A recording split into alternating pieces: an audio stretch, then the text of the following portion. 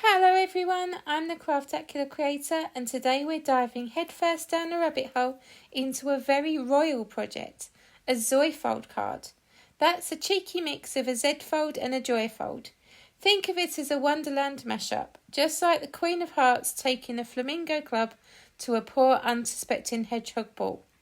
Croquet, but craftier. Before we begin this topsy-turvy game, please, my crafty courtiers, get clicky for Vicky. Your support keeps me from losing my head, and that would be most inconvenient during a good game of paper croquet. Now onto the royal supplies. I used a card suite embossing folder. The maker remains as mysterious as the Cheshire Cat's grin, I'm afraid. The Miss Ink Fun and Games stamp sets, and patterned papers from Stamp Anything. Quite the Wonderland deck of goodies. Let's deal out the base. Start with an 8.5 by 5.5 inch panel. Score it at 4.25 inches and fold. Then score again at 2 1/8 inches. A couple of creases later and we've got our first Z-fold. I smooth it all with a bone folder because even the Queen demands crisp, sharp lines. Now let's add some flair. Off screen I've embossed white panels with a playing card folder, diamonds, hearts and clubs and spades, all ready to shuffle into place. I've also trimmed down barn red and black licorice cardstock from Lawnfawn, because nothing says Wonderland royalty like those bold colours. Next I take a 2.25 by 6 inch strip of pattern paper and score it at 3 inches. This will become the Joyfold flap. So when we marry the two, we get our new creation, the Zoyfold. One fold is nice, two is better, but a Zoy, that's a card fit for a queen. Time to plan my layout. I pop in the stamped images I want to use, including the sentiment, just to see how the court is shaping up. And now for the star herself, the Queen of Hearts.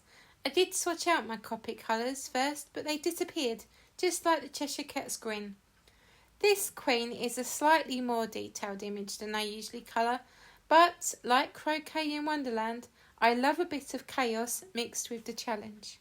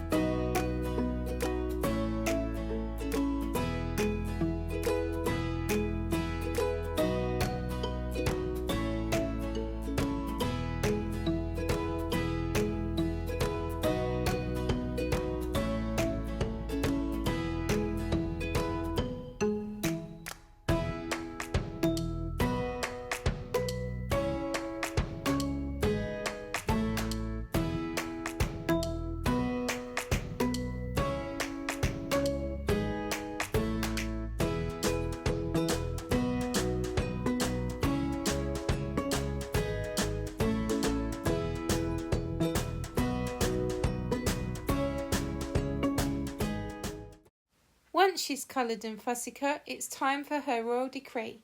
I stamped the sentiment, "It's all fun and games until someone loses their head."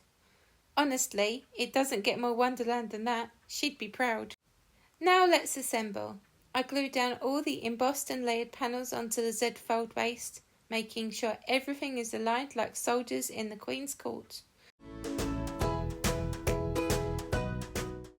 Then I glue down just half of the Queen onto the pattern paper flap. This creates a Zoyfold element.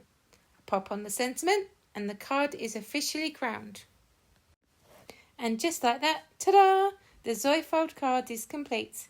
Proof that fun folds don't have to be fiddly or time-consuming.